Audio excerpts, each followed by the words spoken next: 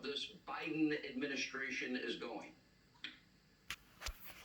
First of all, Adam Schiff shouldn't be running for Attorney General. He should be running from the Attorney General. As I watch Biden sign these executive orders like Benito Mussolini handing out declarations, and I listen to Chuck Schumer, the Democrats in the Congress, we have two problems going on here. First of all, we have a monarch in the White House, and we have a mobocracy in the Congress, neither of which want to follow the Constitution. I'll give you some examples. I started to make a list. Packing the Supreme Court, and Schumer talked to Rachel Maddow about wanting to expand all the courts. Clearly a violation of separation of powers. They're trying to have an ideological court system. That violates separation of powers. This is Article 1 attacking Article 3.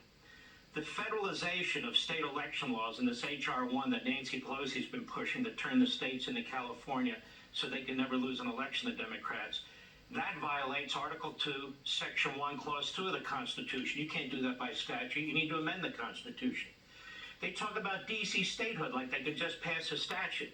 The District of Columbia is created by the Constitution as national capital area. It's not to be put under a state.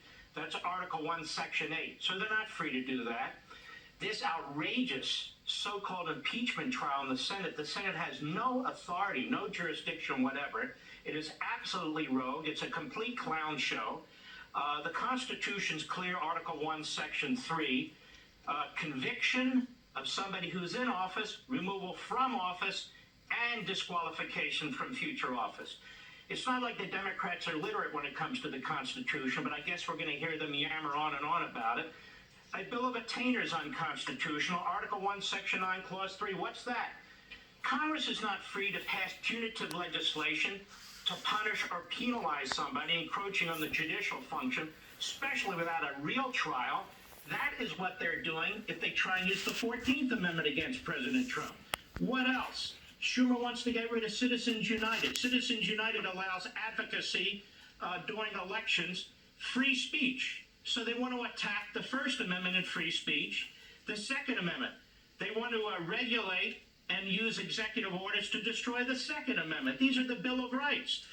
Biden's over 40 executive orders and actions, violates separation of powers. We don't have a president who dresses up legislation as an executive order and sits there like he's some nursing home guy. I just signed this one. I just signed this one. And then he doesn't take any questions. So that's Article 2, the presidency, attacking Article 1, the Congress. But the Democrats don't much mind because they like what he's doing. This executive order on Keystone XL pipeline, we have an amendment, the Fifth Amendment. It's part of the Bill of Rights. It's the taking clause. You don't get to steal somebody's property without remuneration, so that's a violation of the Fifth Amendment. We have the Equal Protection Clause in the Fifth Amendment that applies to the feds, the 14th Amendment that applies to the states, Equal Protection Clause. He signs an executive order that promotes race-based discrimination throughout the federal departments and agencies, clearly in violation of equal protection. He assigns another executive order destroying women's sports in this country for biological females. Again, violates the Equal Protection Clause of the 5th and 14th Amendment of the Constitution. Now, what has he done apart from this? Biden and his party are bought and paid for by the teachers' unions.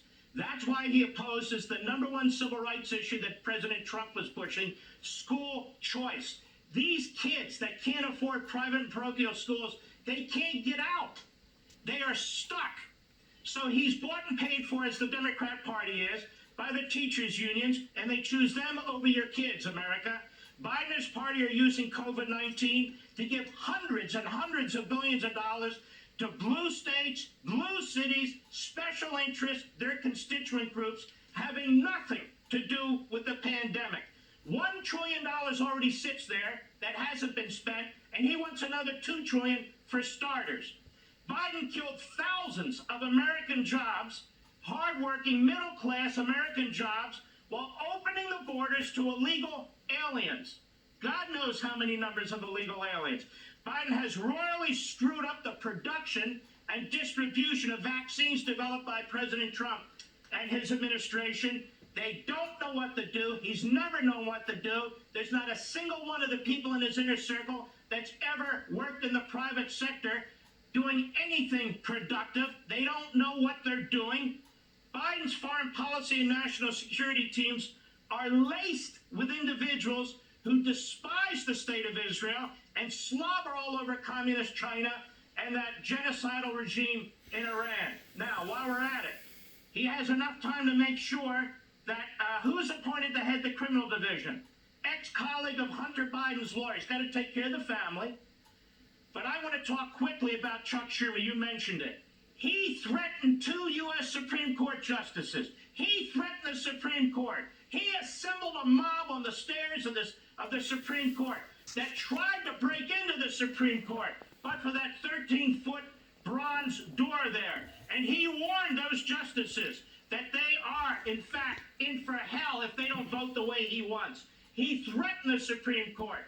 He used the Kavanaugh hearings, as Molly Hemingway so brilliantly wrote, to convene a mob, to disrupt hearings.